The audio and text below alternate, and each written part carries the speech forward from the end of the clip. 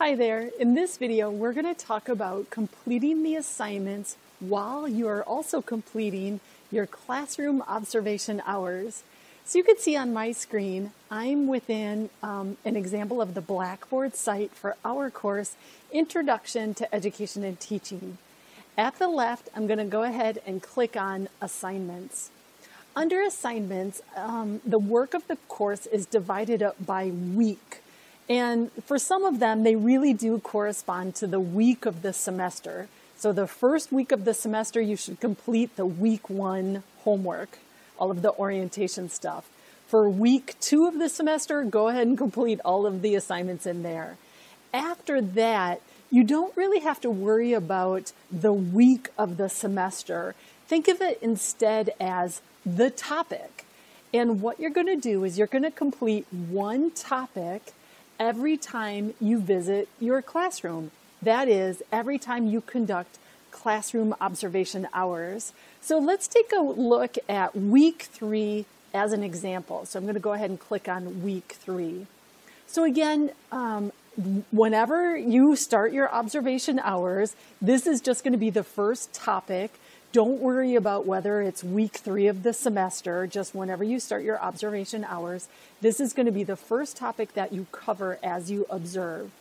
So what I want you to do is I want you to look at the overview at the top. That always gives you the big picture overview for that topic, and it's going to tell you what to do. So for example, it gives you some reading that you have to do, and then it tells you what you have to submit there. And I'm going to scroll down. So you have to read chapter 1 from your textbook. In addition, you have to read this article called High Leverage Practices. And that's here, High Leverage Practices. There's the link to that article. Next up, you have to submit the Am I a Passionate Teacher reflection. So let's scroll down. Here it says, submit here. So when you're done, later on when you're done, this is the link you're going to use to submit the work. And then here's our topic, Am I a Passionate Teacher? All of the instructions are going to be found here on the Blackboard site, so they'll always be on the Blackboard site. But in addition, I'm going to scroll back up again. In addition, within the overview, you're also going to find a weekly guide that contains the exact information that's also in Blackboard. So I'm going to go ahead and I'm going to click on the week 3 guide. I'm in Google Chrome, so it's going to download it, and then I'm going to open up the document. So go ahead and open up, and this is true for every week. Every week is going to have a guide, and we'll see that it mimics the information in Blackboard. So again, you have an overview, just like in Blackboard, you have an overview there. It tells you what to read. Oops, sorry about that. Let me undo that. It tells you what to read, just like Blackboard listed what to read. And then it tells you what to submit, just like Blackboard told you what to submit. So, the only extra information that you're going to get in the guide is you're going to get information about extra credit. Extra credit is available in some weeks, not every week, but it's only ever listed in the guide. So you always want to take a look at, that's my way of sort of encouraging you to always look at the guide. Okay, so now you may be asking yourself, hey, wait a minute, where are the instructions? In Blackboard, I had instructions for submitting the Am I a Passionate Teacher reflection. The instructions will always be on page 2. Sometimes it might last until page 3, but scroll down. Here's page 2, and here are the instructions. So again, this mimics what you see in Blackboard.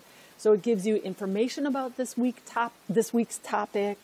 For example, what does it mean to be a passionate teacher? And then it gives you questions to answer, just like in Blackboard.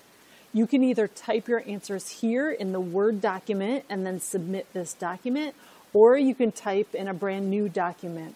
You'll see, I'm going to go back to Blackboard for a minute here. You'll see that we have requirements for how you submit the answers. It has to be a 1-page paper, 12-point font, double-spaced, and then you answer the questions. And then you can see here in Blackboard, I have the exact same questions that are in the guide. When I say it has to be a 1-page paper, I mean it.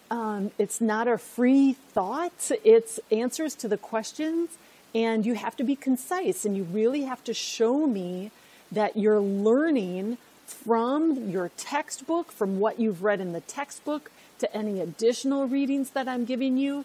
You're connecting what you've learned there to what your personal experience either has been in the past or your personal experience for what you expect as a future teacher.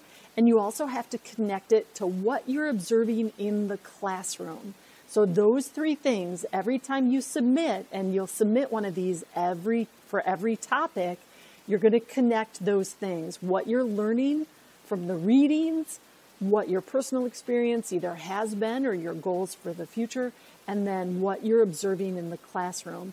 I'm not just looking for a free-for-all reflection or any old one-page paper.